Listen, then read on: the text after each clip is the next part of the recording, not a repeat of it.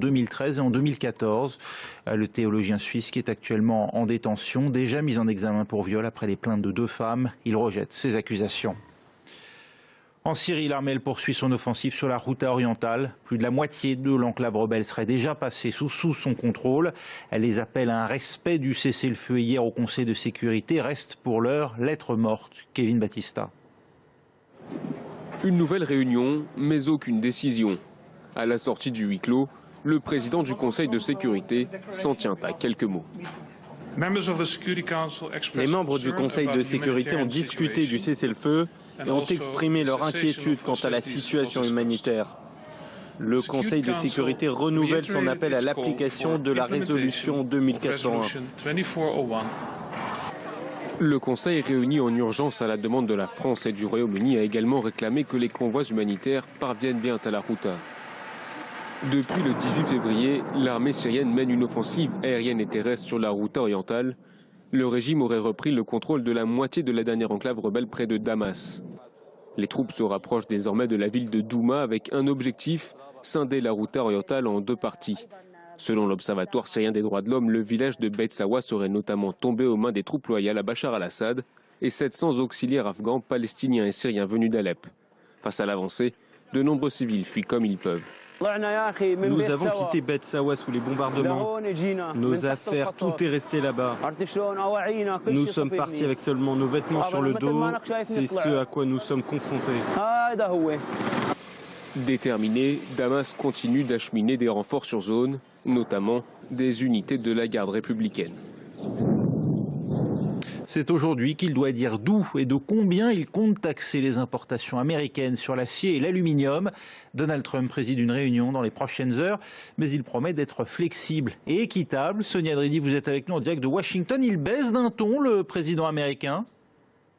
Oui, Donald Trump dit vouloir faire preuve de flexibilité. Il y a peu, depuis la Maison-Blanche, il a déclaré que les taxes qu'il allait annoncer seraient, je cite, très équitables. Et il a dit que l'Australie pourrait être exemptée de ces taxes, tout comme devraient l'être le Mexique et le Canada dans le cadre de l'accord sur l'ALENA.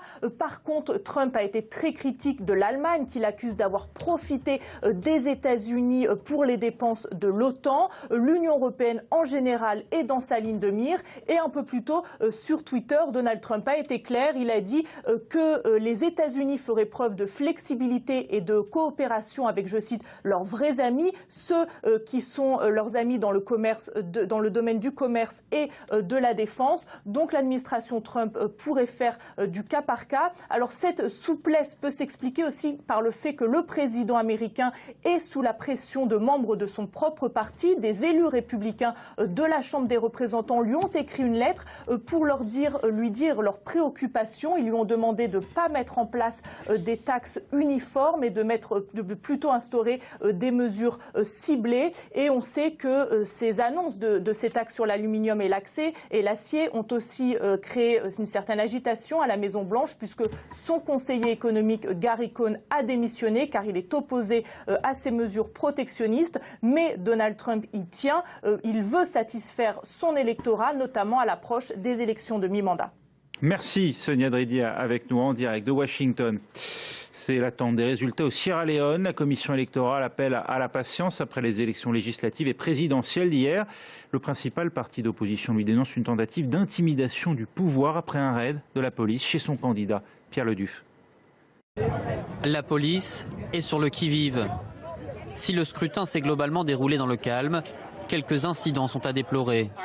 Ici, une bagarre a éclaté entre des partisans de la formation au pouvoir et ceux de l'opposition. L'un d'eux m'a donné un coup de poing dans la mâchoire.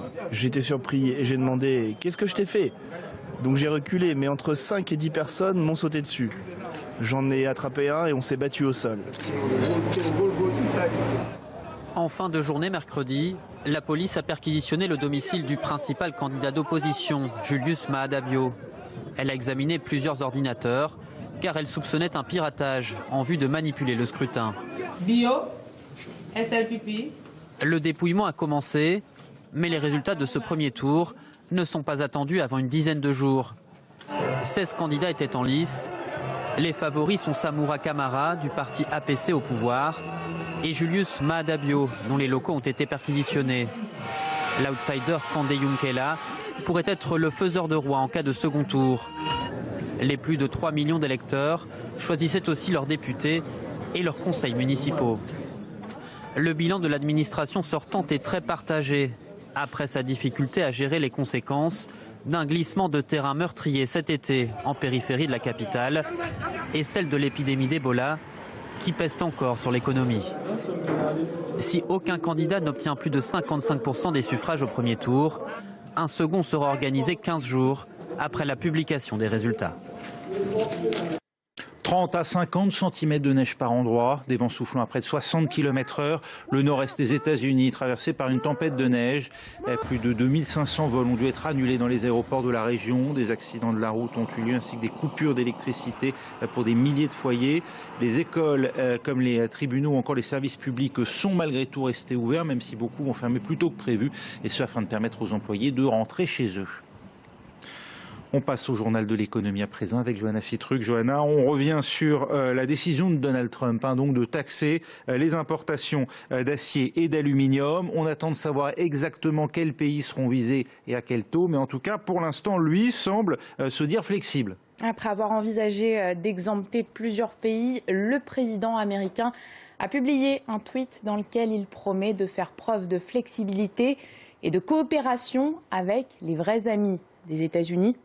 Des propos plus tempérés suite aux menaces de riposte, notamment de la part de Bruxelles. Encore ce matin, Jean-Yves Le Drian, le ministre français des Affaires étrangères, a expliqué qu'il fallait répondre fermement à Donald Trump. On l'écoute. Il faut que l'Europe affiche sa souveraineté et sa puissance, et c'est la raison pour laquelle la Commission européenne va proposer des contre-mesures à l'initiative tout à fait inopportune du président Trump, qui sans doute présente des intérêts pour l'Amérique tout de suite, pour les États-Unis, mais qui sur le long terme est extrêmement néfaste pour l'influence américaine. Il faut lui répondre, œil pour œil, dent pour dent. Il faut lui répondre fermement. En effet, si ces taxes sont réellement mises en place, de nombreux partenaires commerciaux des États-Unis pourraient être directement pénalisés, mais pas seulement. À plus long terme, les consommateurs américains pourraient eux aussi en subir les conséquences. Les précisions de Mounia Kassem. Les États-Unis ont acheté l'an dernier près de 27 millions de tonnes d'acier pour un montant de 22 milliards de dollars, ainsi que 6 millions de tonnes d'aluminium. Des métaux essentiels à l'industrie américaine. Principal fournisseur, le Canada. En 2017, le pays a exporté 4,3 millions de tonnes d'acier devant le Brésil, la Corée du Sud, le Mexique et la Russie. Les barrières tarifaires pourraient avoir un impact énorme pour le Canada. 3 milliards 200 millions de dollars de pertes selon certaines estimations. Et le Mexique aussi pourrait perdre gros. Mais l'administration Trump s'est voulue rassurante. Ces deux partenaires commerciaux pourraient être exemptés. Du côté de l'Union européenne, l'Allemagne serait la première impactée avec un préjudice estimé à 2 milliards 800 millions d'euros dans un pays où le secteur de l'acier et de l'aluminium est déjà fragilisé. La Chine, elle, n'a pas grand-chose à craindre de ces taxations en raison notamment des mesures anti-dumping mises en place sous l'ère Obama. Mais les États-Unis ont aussi beaucoup à perdre, comme l'explique cet expert. L'acier et l'aluminium sont utilisés dans de nombreux secteurs, de l'automobile à l'énergie, en passant par la santé et la construction. Il se peut qu'il y ait quelques emplois créés en plus dans l'acier et l'aluminium, mais il y a tous ces secteurs qui dépendent de ces métaux. Cela va augmenter les prix et des emplois pourraient être supprimés. D'autres secteurs de l'économie américaine risquent également de pâtir des mesures de rétorsion prises à l'international. Face à de telles conséquences, la décision de Donald Trump est contestée jusque dans son propre camp. Une lettre ouverte signée par 107 élus républicains lui demande de revoir sa position. Et notez que Donald Trump devrait annoncer sa décision lors d'une réunion à la Maison-Blanche prévue aujourd'hui à 15h30 heure de Washington, donc 21h30 heure de Paris. Et puis il en était parti avec fracas. C'est aujourd'hui que doit être signée la nouvelle version du partenariat transpacifique. Un nouveau TPP donc sans les États-Unis qui ont préféré se retirer de cet accord commercial l'an dernier, mais les autres membres n'ont pas abandonné. Ils ont poursuivi les négociations, ce qui va leur permettre d'éliminer les droits de douane pour les produits industriels et agricoles. En tout, il y aura donc 11 pays, notamment le Canada, le Japon, l'Australie ou encore le Mexique. Tous ensemble, ils représentent 13% du produit intérieur brut mondial. La Banque centrale européenne, elle pourrait être moins accommodante. Comme prévu, les rachats d'actifs devraient se poursuivre jusqu'à la fin de l'année, ou au-delà si nécessaire. En revanche, pour la première fois, la BCE n'envisage plus de les augmenter. Pourquoi ? Parce qu'à l'origine, cette politique monétaire non conventionnelle avait été mise en place pour soutenir l'économie, une économie qui aujourd'hui va nettement mieux. Écoutez. Par rapport aux projections macroéconomiques de nos services de décembre 2017, les perspectives de croissance du PIB réel ont été révisées à la hausse pour 2018 et restent inchangées pour 2019 et pour 2020. Comment ont réagi les marchés, Johanna ? Eh bien, écoutez, plutôt bien. Les investisseurs ont été rassurés. En Europe, vous allez le voir, les principales places boursières ont terminé en hausse, plus 1,28 pour Paris, notamment outre-Atlantique. C'est un petit peu plus mitigé. Les marchés attendent donc les précisions de Donald Trump au sujet des taxes sur les importations d'acier et d'aluminium. Vous le voyez, le Dow Jones est dans le rouge à moins 0,14%, le Nasdaq plus 0,2%. Quant à l'euro, eh bien, il recule face au dollar. 1 euro vaut actuellement un petit peu plus $1,23. Pour terminer, on va parler vin, les rosés de Provence qui voient la vie en rose. C'est le moins qu'on puisse dire car ils se vendent de mieux en mieux et surtout à l'étranger. Entre 2016 et 2017, les exportations de rosés ont augmenté de 36%. Et parmi les pays qui nous en commandent le plus, on retrouve en tête les États-Unis, puis plus loin derrière le Royaume-Uni et l'Allemagne. À ce propos, Raphaël, je pense que c'est l'heure de l'apéro. Ah oui, c'est une belle invitation. C'est un peu tôt malheureusement, moi j'ai encore eu un peu plus d'une heure d'antenne, mais vous pouvez y aller. Johanna, vous êtes libérée. Voilà, c'était Johanna Citruc et le journal de l'économie. On va parler sport maintenant avec Elom Toblé. Bonjour Elom. Bonjour Raphaël. Ravi de vous avoir parmi nous ce soir. On commence avec le retour du football, bien sûr, de l'Europa League, c'est ce soir. Oui, c'est cela. Ce soir, la grande affiche du soir, c'est incontestablement la rencontre entre Arsenal et le Milan AC. Deux grands clubs d'Europe qui recherchent un second souffle. D'un côté, le Milan et ses 7 Ligues de Champions. Après un début de championnat poussif, Gattuso, l'actuel entraîneur et ancien joueur des Giallorossi, a redressé la barre. De l'autre côté, Arsenal, qui reste sur un bilan de 8 défaites sur les 13 derniers matchs. Le mercato clinquant n'y aura rien changé. Arsène Wenger est de plus en plus menacé. Donc, coup d'envoi à 19h pour savoir qui de ces deux équipes va continuer dans l'Europa League. Dans les autres affiches de la soirée, on notera surtout le match entre Lyon et Marseille, donc les deux Olympiques, derniers rescapés français en Coupe d'Europe, vont essayer de poursuivre l'aventure. Donc Lyon sera à Moscou, tandis que Marseille accueille l'Athletic Bilbao. Et voilà, ça c'est pour le foot. Du rugby maintenant, on peut dire qu'en ce moment c'est compliqué pour la France qui affronte le 15 de la Rose. Exactement, les Français accueillent au Stade de France l'Angleterre. Donc le sélectionneur Jacques Brunel a reconduit les mêmes joueurs que lors de la victoire face à l'Italie il y a 2 semaines, à l'exception de Lionel Bossis qui sera remplacé par François Trinduc. Continuité, c'est donc le mot d'ordre pour l'équipe de France. Les Bleus vont essayer d'enchaîner 2 victoires d'affilée, eux qui restaient sur 7 défaites et 1 nul avant le match face à l'Italie. Il faudra montrer au moins le même état d'esprit face à l'Angleterre pour pouvoir... Et ce sera samedi. Ce sera ce samedi à 17h45 au Stade des France. Donc, et maintenant, nous sommes rejoints par Mathilde Johansson, ancienne joueuse de tennis professionnelle et ambassadrice du think tank Sport et Citoyenneté, pour parler de la Journée internationale des droits des femmes et parler des difficultés que rencontrent les femmes dans le sport. Mathilde Johansson, quels sont les obstacles pour les femmes dans le sport ? Déjà, le premier obstacle, c'est qu'elles sont des femmes. C'est bête à dire, mais le sport, en premier lieu, on pense aux garçons. Et à partir du moment où on est une femme, c'est plus compliqué d'accéder au sport.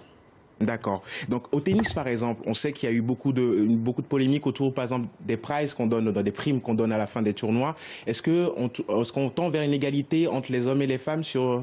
Alors oui, l'égalité est affichée en tout cas sur les grands chelems, sur les 4 plus grands tournois du monde. Mais c'est un peu une fausse image parce que c'est vraiment que sur les gros tournois et après l'inégalité et de nouveau appliquées en fait. C'est pourtant l'un des sports où les disciplines féminines sont les plus suivies, en tout cas vont venir le plus de spectateurs. Oui, tout à fait. Alors, nous sommes très chanceux d'avoir cette image-là, les femmes dans le tennis, mais il y a encore du progrès à faire et il faut pas relâcher l'action parce que c'est vrai que on est bien lotis, mais il y a encore pas mal d'efforts à faire. D'accord. En parlant d'action, justement, est-ce que le fait d'en parler fait bouger les choses? Déjà, on prend conscience du problème. Après, je ne sais pas si ça fait vraiment bouger les choses, mais au moins, les gens prennent conscience qu'il y a encore du progrès à faire et qu'il y a encore un petit souci. D'accord. Merci beaucoup, Mathilde Johansson, d'avoir été avec nous ce soir. Voilà, fin de ce journal des sports. Merci beaucoup, Elom Toblé. Les sports donc présentés par Elom. Restez avec nous, on va se retrouver nous dans un instant pour un nouveau journal et on parlera évidemment à nouveau de cette journée internationale du droit des femmes avec un débat qui bien sûr sera consacré à ces problématiques, à la fois les questions liées aux violences mais également aux discriminations et notamment à l'égalité réelle. À quand l'égalité de salaire homme-femme? On en parlera dans un instant, restez avec nous.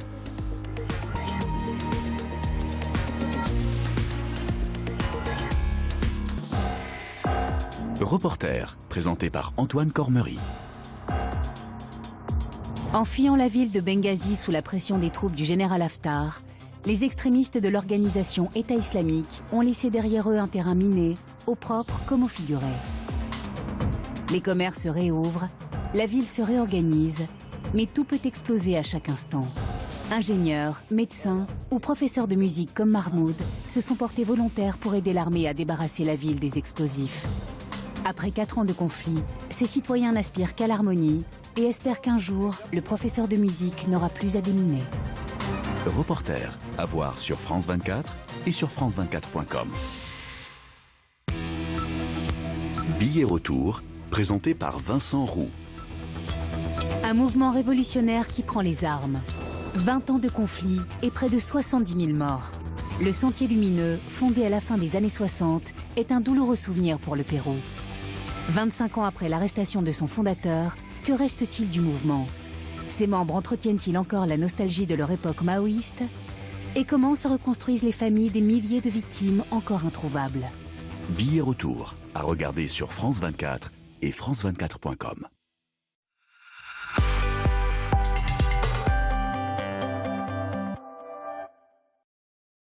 Bana Kim Kinshasa. Umbote Brazzaville, it's your boy Davido, and we'll be live. Make sure you get your tickets, you guys. Davido Africa Tour 2018, le vendredi 9 mars au Shark Club de Kinshasa et le samedi 10 mars au Palais des Congrès de Brazzaville. 2 concerts explosifs. Davido Africa Tour 2018. Immanquable. Une production Sony Music Ivory Coast.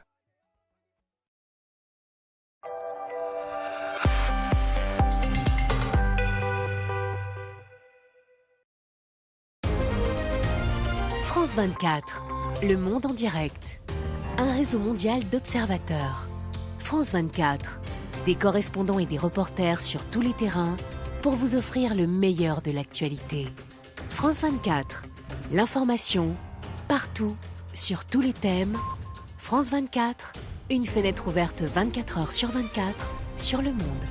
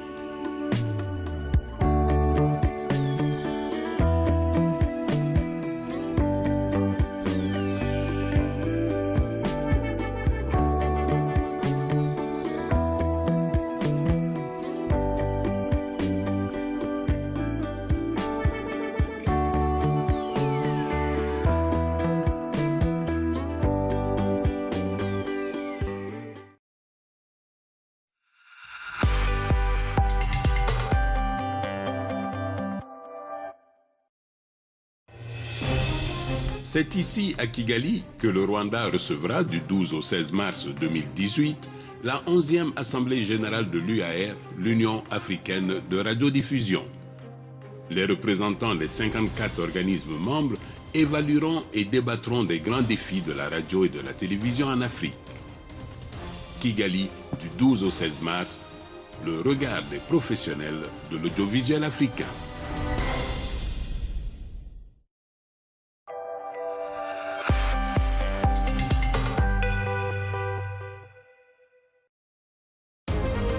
France 24, le monde en direct. Un réseau mondial d'observateurs. 4 chaînes en français, en anglais, en arabe et en espagnol. Des correspondants et des reporters sur tous les terrains pour vous offrir le meilleur de l'actualité. France 24, une information sans compromis sur la société, l'environnement, la santé. France 24, l'information partout, sur tous les thèmes. France 24, une fenêtre ouverte 24 heures sur 24 sur le monde. À découvrir sur RFI.fr. 1918. Épuisée par 4 années de guerre, l'armée française a besoin de nouveaux soldats et fait appel aux forces vives de son empire colonial. Mais comment la France peut-elle encore convaincre l'Afrique de donner ses fils? C'est le défi lancé par Clémenceau à Blaise Diagne, le premier député africain de l'histoire. Sa mission? Recruter pacifiquement plus de 50 000 tirailleurs. Comment relever un tel défi? Valérie Nivelon a dépouillé les archives et retrouvé les photos inédites de toute l'opération. 1918, mission Blaise Diagne, un webdoc à découvrir sur RFI.fr.